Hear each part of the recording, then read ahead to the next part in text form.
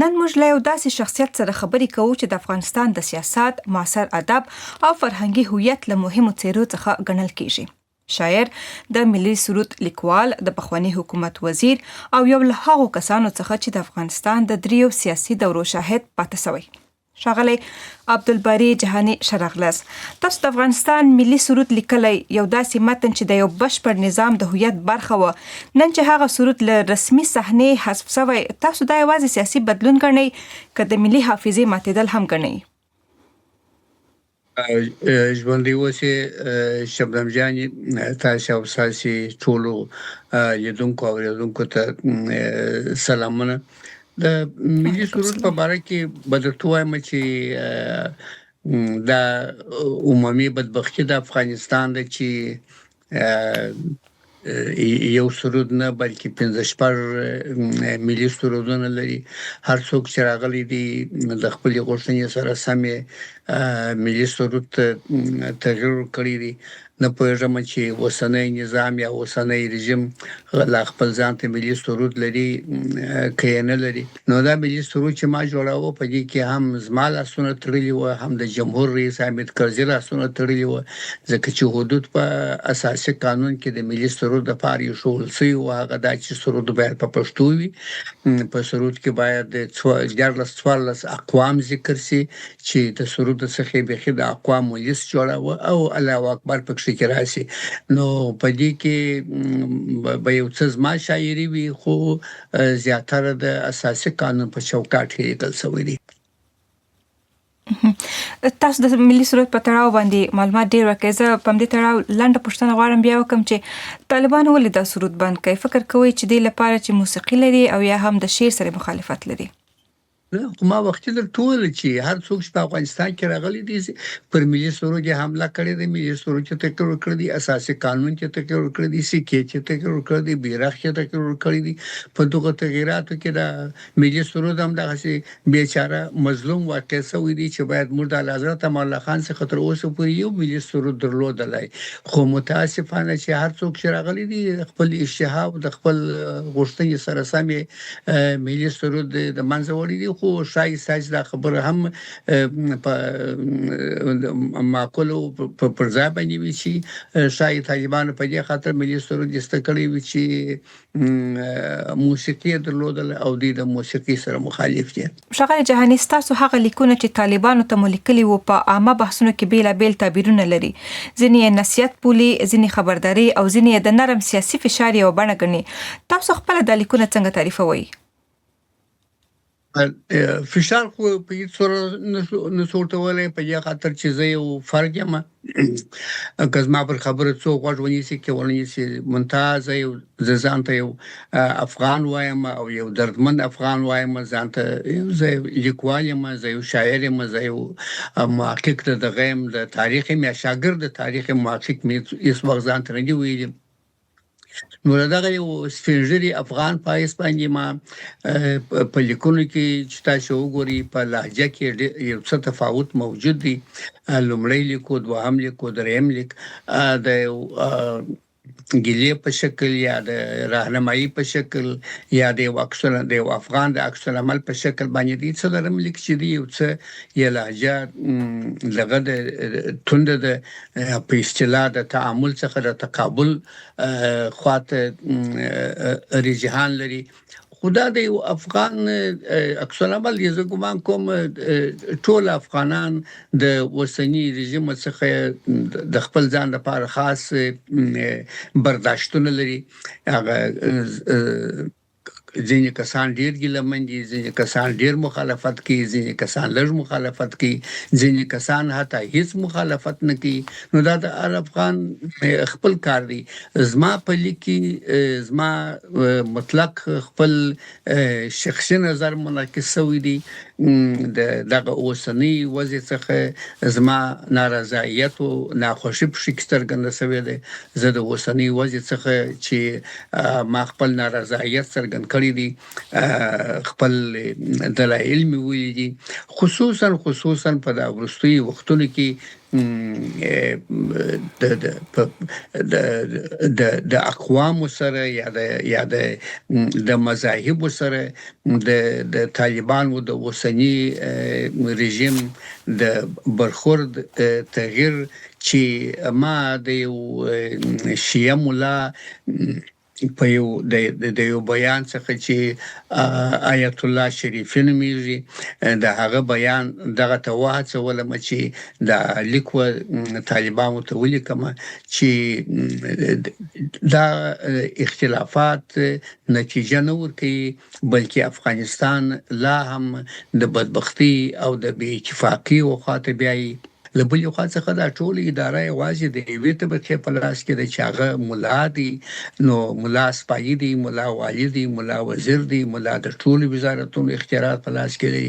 نو باید د نور منورینو ته صاحب منصبانو ته معلمانو ته چې په وطن کې موجود حقوق ته هم باید په د حکومت کې برخه ورکول شي نه تنه برخه ورکول شي بلکې اختیارات ورکول شي نه دا چې وزیر مولاوي او معین یا انجینیر وي بیا انجینیر هیڅ ډول اختیارات نه لري مې په ناو باندې مویني ځینې شنونکي وايي طالبان یوازې دینی تحریک نه بلکې د سیاسي ټولنیزو او تاریخي واقعیتونو محصول دي حتی ځینې قومي او سیمایي بڼه هم یادوي تاسو یې څنګه تحلیل کوئ ایدئولوژي قدرت که د ټولنې طبيعي نتیجه د ټولنې طبيعي نتیجه کې وبولو خو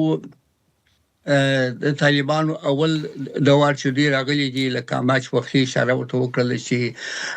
په وطن کې ډېر بد داخلي جنگونه و د کابل د تباہي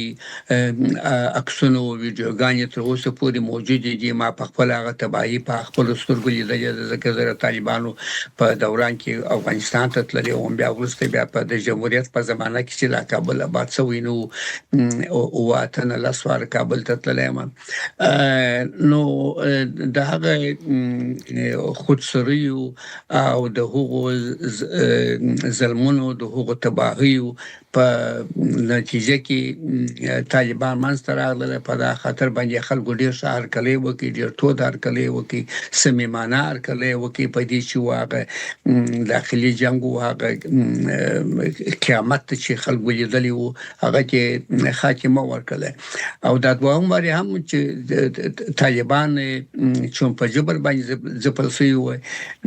د جبر د ځپل کېدلو په مقابل کې طبيعي خبر ده چې عکس العمل ښکار کیږي طالبان د عکس العمل د قوی پایس باندې ژوندۍ پاتې سپل او پاکستان کې شل کال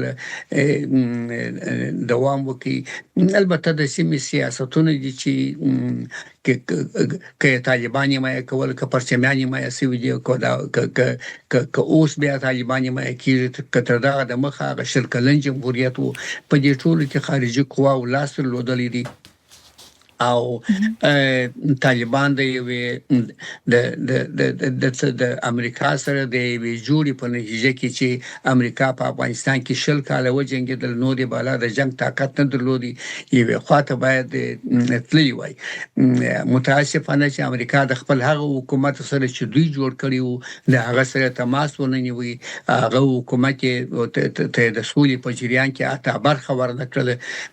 او په خپل طالبانو سره جوړجاړی وکي او د اوسنۍ حکومت منستراوي کچيري په قانوني حکومت ډاکټر اشرف غنی سره صلاح او مشورې سوي وای البته په خپل زل اشرف غنی د فهم چندانې نه کوم اشرف غنی هم چندانې د سولې په برخه کې فعال رول نه درلودي ځکه چې ما یو تقریبا یو نیم کال هغه سره په کابینه کې چیر کړی دي نه هغه او نه د هغه ملګرو لکه اتمر لکه معصوم ستانکزی لکه د پرشاوخوا باندې کسان جنوي بخیر سولې د پروسس سره حتی خیانت هم کوي جنو په دې سولې په پروسه کې سهلنګاری وکړل جنو د سولې په پروسه کې بيخي برخه واخیستل او بل اخره هم د وزدای سپل چې امریکا او طالبان سره کېناستل او اشرف غني دی ویخي په رسولي په جریان کې برخه ورنکړه. تر ډیره ځای پورې ګناه په خپل د اشرف غني هم و که اشرف غني په خپل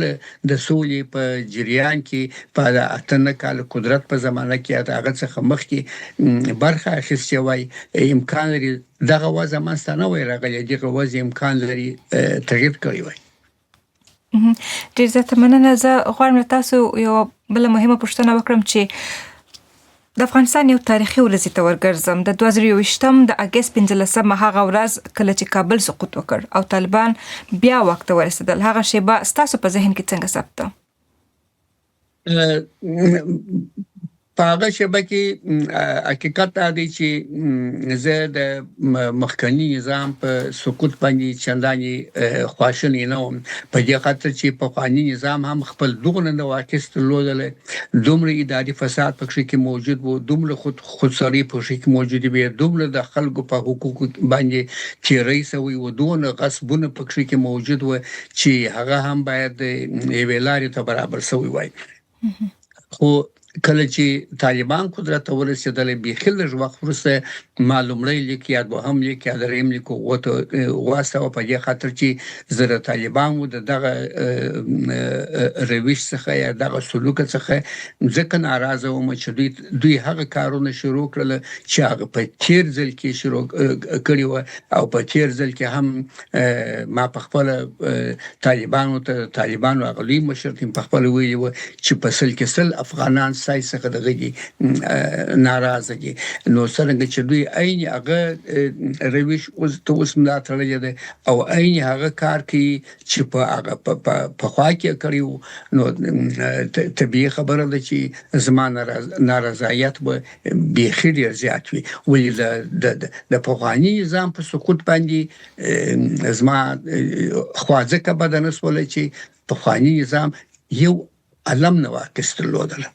د ورستۍ پښتنې په توګه غواړم له تاسو پوښتم چې که تاسو د افغانستان د اوسنی حالت لپاره یوازې یو بیت یا یو شعري تصویر انتخاب کړئ، هغه به کوم وي؟ دا وطن د پښتنو دی، دا وطن دی د تاجکو، دا وطن دلته کور د هزاره دی، دلته اور دی د ازبکو، د لپیړیو دلته اوسي په پیړیو به اوسېږي، په ازل کې سره خپل و په قیامت په جلا کیږي. ښاغلی جهاني کور مودان چې وخت مو راکړی ډیره مننه. ژوندي اوسئ. تشکر. مننه.